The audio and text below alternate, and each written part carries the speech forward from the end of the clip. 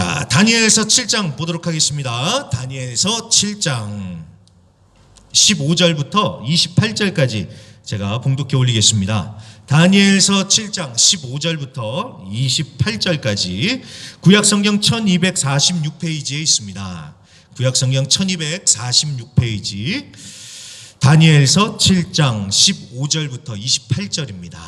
네, 찾으셨으면 제가 봉독해 올리겠습니다. 나 다니엘이 중심에 근심하며 내 머릿속의 환상이 나를 번민하게 한지라 내가 그 곁에 모셔선 자들 중에 하나에게 나아가서 이 모든 일의 진상을 물으매 그가 내게 말하여 그 일의 해석을 알려주며 이르되 그 내 큰 짐승은 세상에 일어날 내 왕이라 지극히 높으신 이의 성도들이 나라를 얻으리니 그 누림이 영원하고 영원하고 영원하리라.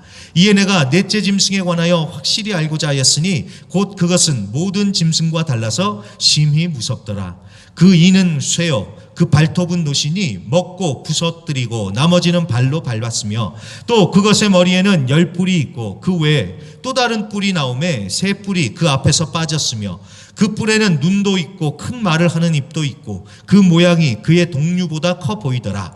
내가 본즉 이 뿔이 성도들과 더불어 싸워 그들에게 이겼더니 옛적부터 항상 계신 이가 와서 지극히 높으신 이의 성도들을 위하여 원한을 풀어주셨고 때가 이름에 성도들이 나라를 얻었더라.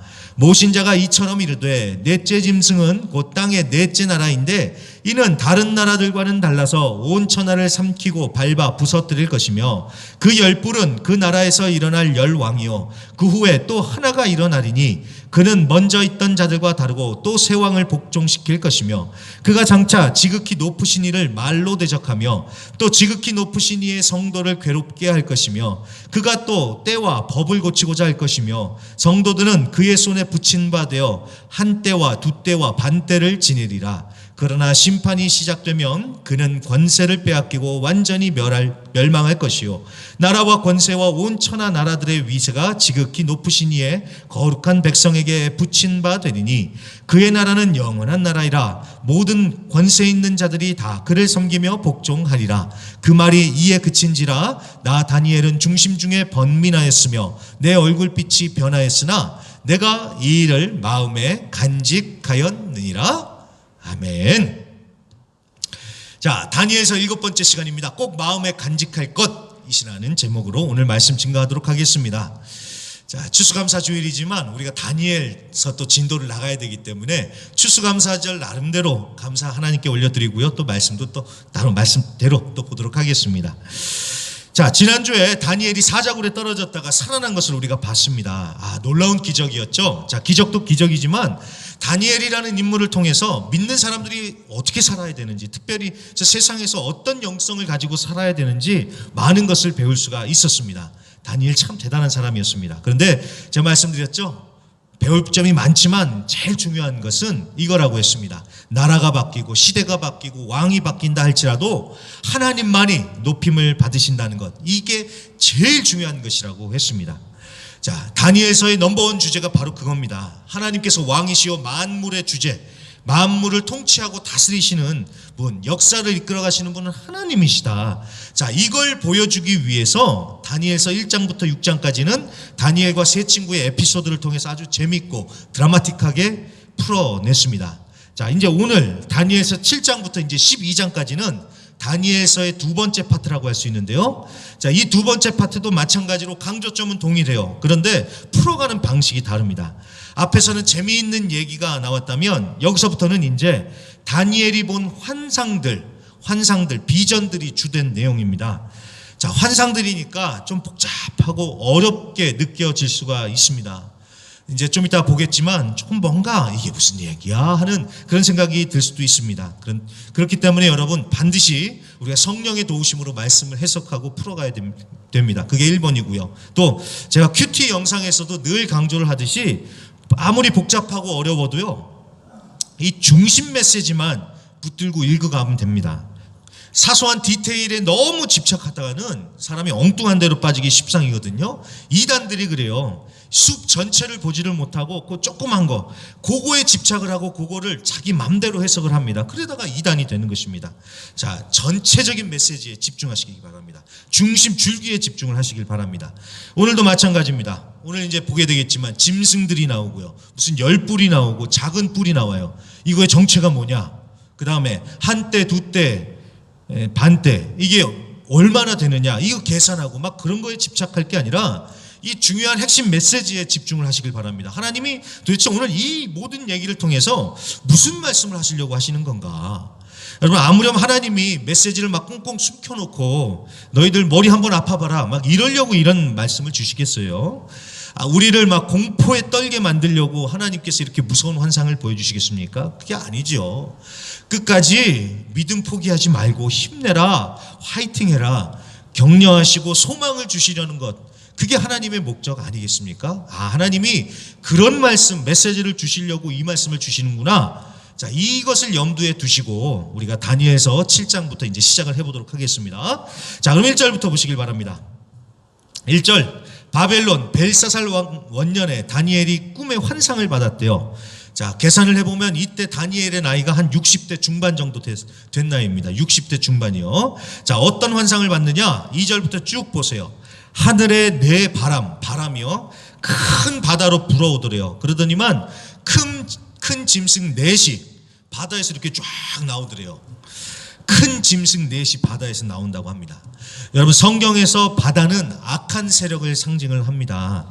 근데 역시나 4절부터 나오는 짐승들의 면모를 보면요, 아주 살벌하고 공포스럽습니다. 자, 이게 말로 하기보다는 그림으로 보는 게 훨씬 더 쉽겠죠. 그림 좀 띄워주세요. 네, 자, 저렇게 네 짐승이 나온다고 하는데 첫 번째 쪽부터 1번, 2번, 3번, 4번 제가 번호를 매겨놨거든요. 그림과 함께 성경을 보시면서 이 말씀을 잘 봐주시길 바랍니다. 먼저 첫 번째 짐승을 보시면요, 4절에 보시면 첫 번째 짐승이 나오는데 사자와 같은 모양이래요. 사자와 같은. 그런데 신기하게도 독수리 날개가 등에 붙어 있답니다. 독수리 날개요. 저 첫 번째 그림처럼요. 자, 그 다음에 두 번째 짐승은 5절입니다. 곰과 같더래요. 곰과 같대요. 그런데 한쪽을 들고 있고요, 그 입에 갈빗대 3개를 물고 있다는 것입니다. 두 번째는 곰과 같은 짐승. 자, 6절 세 번째 짐승입니다. 세 번째 짐승은 표범과 같대요. 표범. 근데 등에는 날개가 4개가 있다고 합니다. 그리고 머리가 4개나 있다고 합니다. 그리고 권세를 받았대요. 참 이 괴물 같지요? 근데 진짜 괴물은 이제 나옵니다. 7절에 마지막으로 나오는 네 번째 짐승은 이게 어느 동물과 같다 이런 얘기가 없습니다. 그저 무섭고 놀랍고 매우 강하다 이렇게 얘기를 합니다. 그리고 쇠로 된 큰 이빨이 있어가지고 다 씹어먹고 부서뜨린대요. 그리고 발로 다 짓밟았다는데 19절에 보면은 발톱이 노수로 되어 있다고 합니다. 그러니까 어디서도 본 적이 없는 무서운 괴물이 나오고 있는 거예요. 네 번째 짐승이. 그런데 이 넷째 짐승의 특징이 있는데 뿔이 10개가 있다는 겁니다. 뿔이 10개가 있어요. 그리고 그 뿔들 사이에서 작은 뿔이 하나가 이렇게 딱 나오는데 이 작은 뿔이 얼마나 센지 10뿔 중에 3뿔을 뽑아버렸대요. 그리고 작은 뿔에는 눈들도 있고 입이 있어서 큰 말을 한다고 합니다. 그러니까 제가 일부러 그림을 작게 갖고 왔습니다. 보면요, 되게 그림이 이상해요. 괴상해요. 괴랄합니다. 끔찍합니다. 그래서 이렇게 갖고 왔는데 아무튼 이런 짐승들 넷이 올라오더라는 겁니다. 자, 이 네 짐승에 대한 해석은 좀 이따 나오니까 그때 가서 보고요. 9절 보세요. 9절. 자, 9절에 보시면은 네 짐승에 이어서 다니엘이 이제 한 왕좌를 보게 됩니다. 왕좌, 왕이 앉는 의자요. 왕좌를 보는데 그 왕좌에는 옛적부터 항상 계신 이가 앉아 계시는데 그분이 희고 깨끗하다고 하죠. 그리고 그 보좌가 불꽃이래요. 그리고 불이 강처럼 그 앞에 흐르고 있다고 합니다. 그리고 그를 섬기는 자가 천천, 모시는 자가 만만이라고 합니다. 자, 이 보좌에 앉아 계신 분이 누구실까요? 이 영광스러운 분이 누구실까요? 바로 하나님이시죠. 하나님. 하늘 보좌에 앉아 계시고 천군 천사로 둘러싸여 계신 하나님. 자, 요한계시록에 보면 하나님께서 앉아 계신 그 천상의 모습이 더욱 자세히 설명이 되는데, 자, 그건 나중에 요한계시록 가서 더 자세히 보고요. 아무튼 하나님이 앉아 계시더라는 거예요. 그래서 그 하나님께서 심판을 하시는데, 자, 여기서 눈여겨볼 것은 11절입니다. 11절 보세요. 앞서 네 번째 짐승에게서 나온 그 작은 뿔이 계속 큰 소리로 떠들어대고 있더래요. 그래서 다니엘이 그걸 보고 있었는데, 자, 하나님의 손으로 하셨겠죠. 넷째 짐승이 죽임을 당하고 불에 던져졌다고 합니다. 보좌 앞에 흐르는 그 불이 흐르는 강에 던져졌다는 거예요. 그러면서 나머지 짐승들도 권세를 빼앗겼다, 이렇게 말씀합니다. 그러니까 무슨 얘기입니까? 그렇게 무서운 짐승들도요, 하나님 앞에서는 꼼짝을 못한다는 거예요. 그리고 제일 무서웠던 그 넷째 짐승도 하나님 앞에서는 얄짤없이 망한다라는 그런 얘기입니다. 자, 이걸 보면서요, 예전에 봤던 영화가 한 편이 떠올랐습니다. 제목은 기억이 안 납니다. 거의 30년이 더 된 그런 영화인 것 같은데, 사자가 나오는 영화입니다. 아프리카 어딘가에서 이제 공사를 하고 있는데 식인 사자가 나타난 거예요. 그러면서 사람들을 공격하는데 사람들이 속수무책입니다. 왜냐하면 이 사자가 잔인하고 똑똑해요. 그러니까 사람들이 계속 죽어나갑니다. 잡으려고 해도 못 잡고 사람들이 막 죽어나가니까 막 사람들이 막 공포에 떠는 겁니다. 저도 그거를 보는데 얼마나 무섭든지요. 근데 무서워도요, 궁금하니까 끝까지 보게 되더라고요. 자, 아무튼 보통 사자도 그렇게 무서워요. 그런데 지금 다니엘이 본 환상 가운데 나온 이 짐승들, 특히나 네 번째 짐승은 얼마나 더 무섭고 공포스럽습니까? 그런데 하나님한테는 아무것도 아니라는 거예요. 그러니까 너희들 두려워하지 말라, 하나님께서 이런 말씀을 하고 계시는 겁니다. 자, 계속해서 13절. 인자 같은 이가 하늘 구름을 타고 하나님께 나아갔다고 하죠. 자, 그리고는 권세와 영광과 나라를 주고 모든 백성과 나라들이 그 인자 같은 이를 섬기게 했다고 합니다. 자, 인자 같은 이가 누구일까요? 여러분, 바로 예수님입니다. 예수님. 빌립보서 2장 9절부터 11절 말씀 띄워주세요.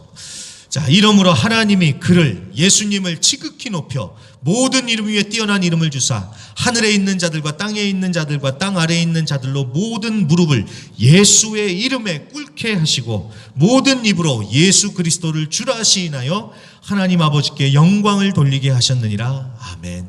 자, 모든 무릎이 다 주님 앞에 무릎을 꿇죠. 자, 그리고 복음서에 보면은요, 예수님은요, 스스로를 가리켜서 인자라고 하십니다. 인자요. 인자는 안식일의 주인이다. 인자가 다시 올 것이다. 예수님은 스스로를 가리켜서 인자다라고 하십니다. 자, 인자는요, 인자하다 이런 뜻이 아닙니다.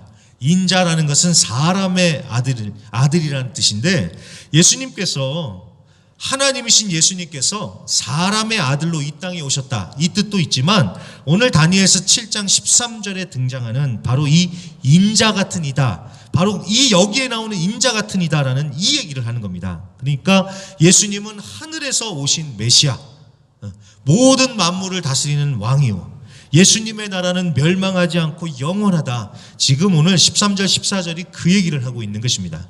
그러니까 여러분, 여기까지의 결론이 뭡니까? 지금 1절부터 우리가 쭉 봤는데 결론이 뭐예요? 자, 그 무서운 짐승들이 활개를 치면서 돌아다니지만 하나님께서 짐승들을 모조리 심판하시고 예수님이 다스리는 나라, 즉 하나님의 나라만이 영원히 서게 될 것이다. 지금 오늘 이 얘기를 하시려고 하는 것입니다. 자, 이해되셨죠? 자, 그게 오늘 다니엘서 7장의 바로 핵심 메시지입니다. 그것만 잘 파악하고 계시면 이제 다른 부분들은 쉬워집니다. 자, 이어서 15절부터 보세요.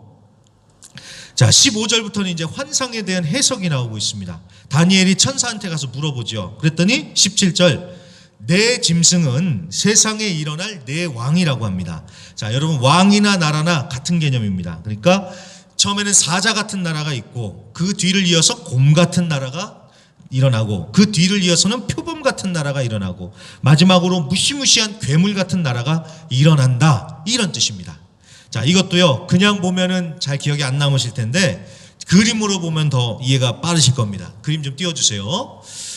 자, 이 네 짐승을, 그러니까 네 나라죠. 학자들은 보통 바벨론, 페르시아, 그리스, 로마로 봅니다. 우리가 앞서 다니엘서 2장 봤을 때도 무슨 신상을 얘기했잖아요. 금으로 되어 있고 은으로 되어 있고 노수로 되어 있고 뭐 진흙으로 되어 있다고. 자, 그것과 동일한 그런 환상, 그것과 동일한 의미인 거예요. 그래서 사자, 앞서 사자와 같은 그 짐승은 바벨론을 뜻한다. 그 다음에 곰과 같은 짐승은 페르시아를 뜻한다. 그 다음에 표범과 같은 짐승은 그리스, 알렉산더 대왕이 세운 그리스를 뜻한다. 그리고 마지막으로 무서운 그 네 번째 짐승은 로마를 뜻한다 라고 보통 이렇게 해석을 합니다. 그러니까 역사적으로 일어나는 강력한 나라들을 이렇게 순서대로 얘기를 하는데, 저는 이걸 보면서요, 자, 물론 디테일이 있습니다. 왜 사자가 바벨론을 뜻하는지, 왜 곰이 페르시아를 뜻하는지 뭐 다 설명이 있는데 뭐 그거는 시간상 얘기는 안 하고요.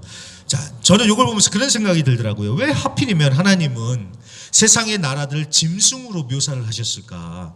아니, 꽃들이나 뭐 예쁜 것들로 좀 비유를 하시면 얼마나 좋을까? 그런데 이 무시무시한 짐승의 비유를 하고 계시더라는 것입니다. 왜 그랬을까라고 묵상을 하는데, 자, 하나님 없이 인간들이 세운 나라가 짐승들이나 다름이 없다, 이 얘기를 하시는 게 아닐까라는 그런 생각이 들었습니다.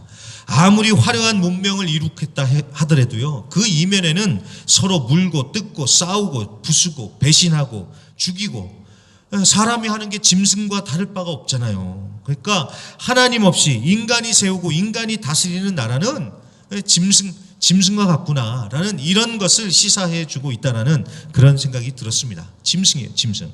자, 그런데 18절에 뭐라고 말씀하십니까? 지극히 높으신 이의 성도들이 나라를 얻으리니 그 누림이 영원하고 영원하고 영원하리라. 앞에서 했던 얘기와 똑같은 얘기입니다. 무시무시한 짐승 같은 나라들이 계속 일어나지만 결국에는 하나님의 백성들이 나라를 얻으리라. 하나님의 나라만이 영원할 것이다, 이 얘기입니다. 자, 19절입니다. 다니엘은 네 짐승 중에 마지막 네 번째 짐승에 대해서 좀 더 알아봅니다. 너무나 무시무시한 거예요. 그런데 자, 아까도 말씀드렸듯이 네 번째 짐승에게는 뿔이 10개가 있다 그랬죠. 그리고 거기서 작은 뿔이 나왔다고 하는데 그 작은 뿔이 성도들과 싸워서 이기더래요. 그런데 22절 보세요. 22절, 옛적부터 항상 계신 이가 와서 성도들을 위하여 원한을 풀어주셨고 때가 이름에 성도들이 나라를 얻었다. 자, 앞에서 했던 얘기랑 똑같죠. 결국은 하나님의 백성들이 이긴다, 지금 이 얘기입니다. 자, 그러면서 23절부터 보시면은 넷째 짐승에 대해서 좀 더 자세한 해석이 나옵니다. 자, 넷째 짐승은 땅의 넷째 나라래요. 아주 강력하게 온 천하를 집어삼킨다고 하는데, 자, 보통 로마 제국이라고 그렇게 해석을 한다고 했지요. 자, 그리고 그 네 번째 짐승에서 나온 열뿔은 그 나라에서 일어날 열왕이라고 합니다. 열왕. 자, 열뿔, 열왕. 로마의 뒤를 이어서 일어난 열뿔, 열나라. 자, 10개라고 해가지고요, 어떤 사람들은 어떻게 해서든지 10개를 끼워 맞추려고 시도를 하는데, 여러분 꼭 10개 안 찾으셔도 돼요. 이건 꼭 10개라고 해석을 하기보다는 로마 이후에 일어난 지금까지 있는 모든 나라들, 지금까지의 여러 나라들, 이렇게 보시면 됩니다. 그러니까 우리는 지금 어디에 있습니까? 이 열뿔 시대에 살고 있는 거예요. 열뿔 시대요. 열뿔 시대. 자, 그런데 그 열뿔 중에서 작은 뿔이 하나가 또 일어나서 새 왕을 복종시킬 정도로 강력하게 군림을 한다고 하지요. 그리고 25절, 말로 하나님을 대적하고 성도들을 괴롭게 하고 때와 법을 고친다고 합니다.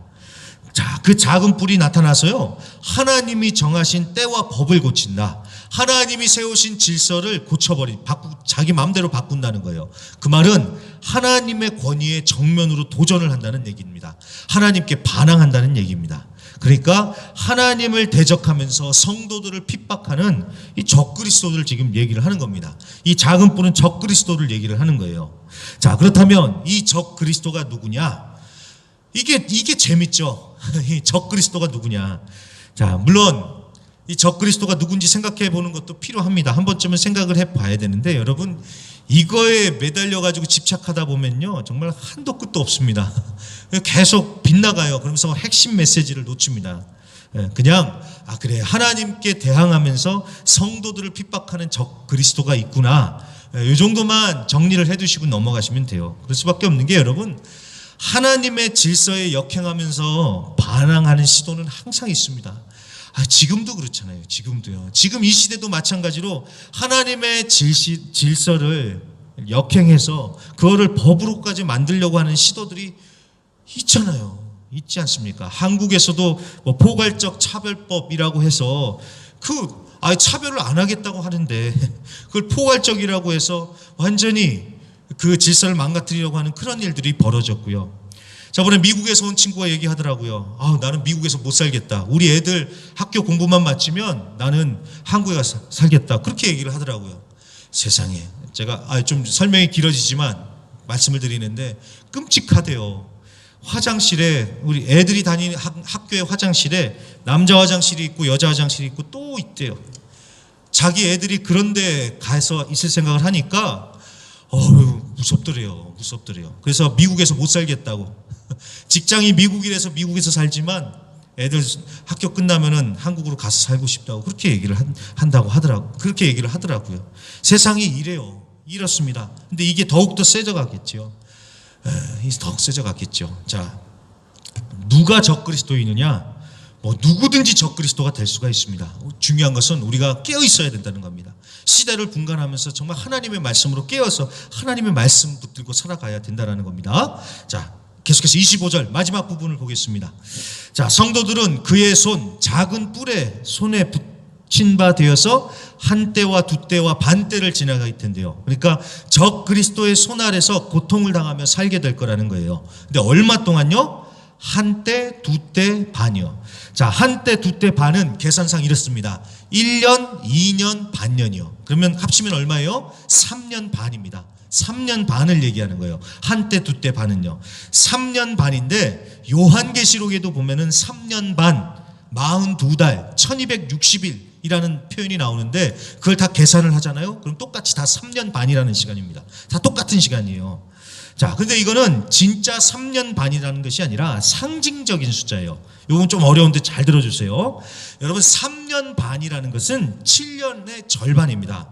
자, 성경에서 7은 완전한 수, 영원을 상징을 합니다. 근데 7의 절반인 3.5는 불완전, 한시적, 제한적인 이런 뜻이죠. 그러니까 이제 적용을 해보면 악한 사단의 세력, 그 작은 뿔의 세력이 성도들을 핍박하고 고통스럽게 하는 것이 7년, 그러니까 영원히 계속되는 게 아니라 3.5라는 제한된 시간, 그러니까 유통기한이 있다라는 거예요. 그러니까 이 악한 사단의 세력들이 성도들을 핍박하고 고난을 당하게 하는 시간이 영원한 게 아니라 딱 정해져 있다라는 것입니다. 그런 의미에서 지금 3년 반을 얘기를 하는 겁니다. 그래서 그 기간이 끝나면 26절 심판이 시작되어서 작은 뿔은 권세를 빼앗기고 완전히 멸망합니다. 그리고 27절 온 세상이 하나님의 백성들에게 주어지고 하나님의 나라는 영원할 것이다. 자, 앞에서 했던 얘기하고 똑같죠. 짐승은 멸망당하고 하나님의 나라가 온전히 세워져서 그 나라에서 영원히 우리는 하나님과 함께 다스리며 살 것이다. 지금 계속해서 똑같은 이야기를 반복을 하고 있는 것입니다. 그러니까 여러분, 메시지의 핵심이 무엇입니까?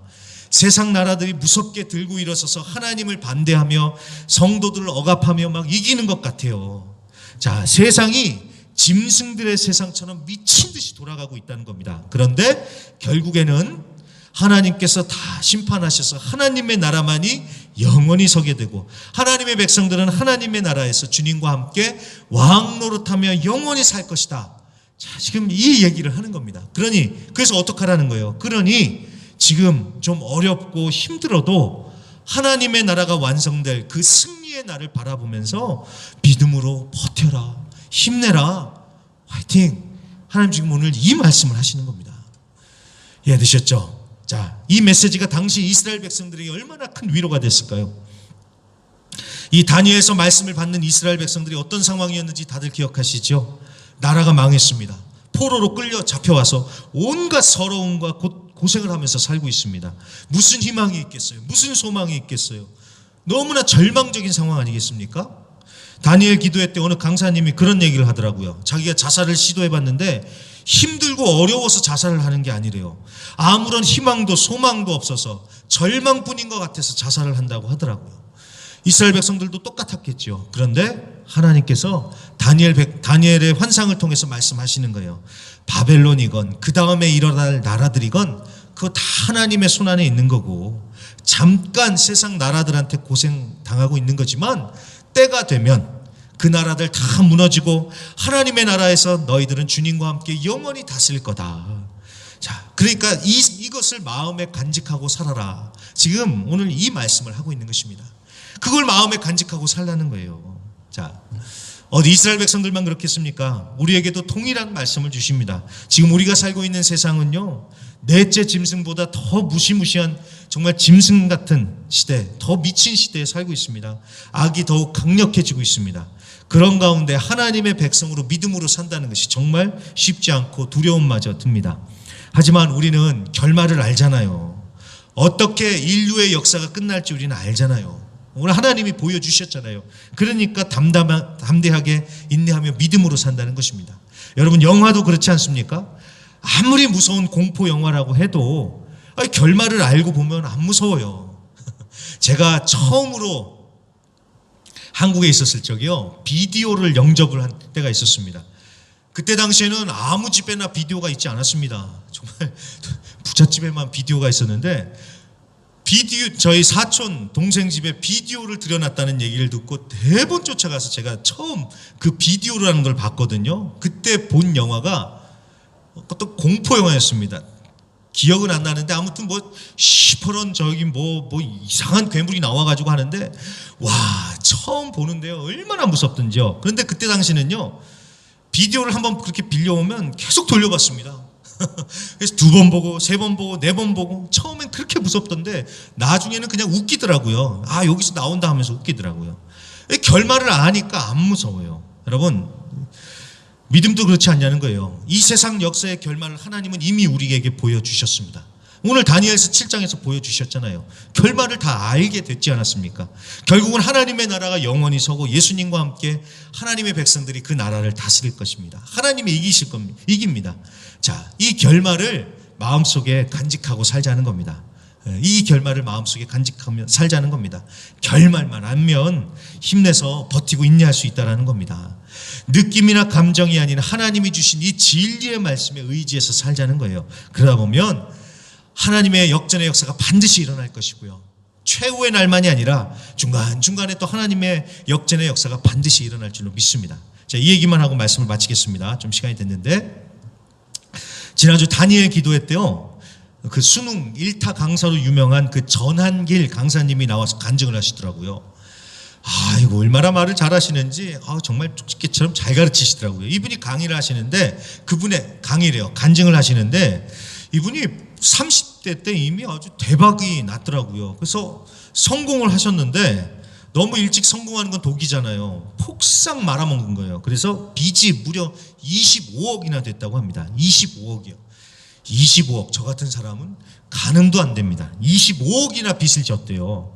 당연히 세상 다 끝난 줄 알았겠죠. 그런데 이분이 하는 얘기가 10년 하나님 붙들고 사니까 이제는 소득세 20억을 낼 정도로 하나님께서 역전을 시켜주셨다는 거예요.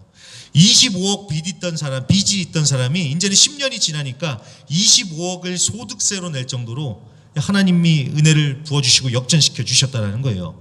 무슨 일이 있었냐 했더니, 이분이 그렇게 어렵고 힘들 때 초등학교 담임 선생님께서, 이분도 권사님이신데 그러셨대요. 야, 한길아, 너 잘 견뎌라. 어떤 어려움도 10년을 지나는 건 없다고 하더라.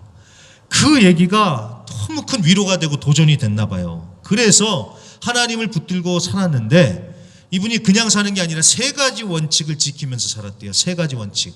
첫째, 스스로를 타락시키지 말자. 자, 사람이 어렵고 힘들어지면 엉뚱한 길로 빠지면서 막 페인이 되잖아요. 술이다 뭐다 엉뚱한 거 빠지면서 막 자기를 타락시키고 또 자기 관리도 못하잖아요. 그런데 나는 그러지 않겠다. 스스로를 타락시키지 않겠다. 둘째, 가정을 지키겠다. 돈은 없다가도 있는 거고 있다가도 없는 거지만